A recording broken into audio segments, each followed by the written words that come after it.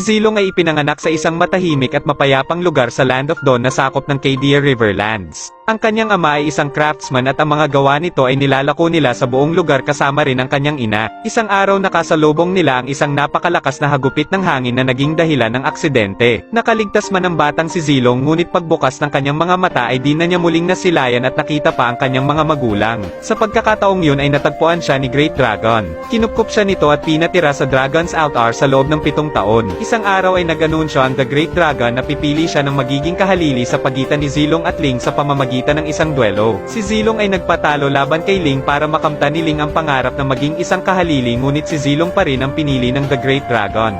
At nung ika-18 taong gulang ni Zilong ay ipinagkaloob sa kanya ang Dragon Spear. Ito ay bilang simbolo na ipinapaubaya na ng The Great Dragon ang responsibilidad at pagprotekta ng Cadia Riverlands sa kanya. Weapons are meant to protect, nothing else.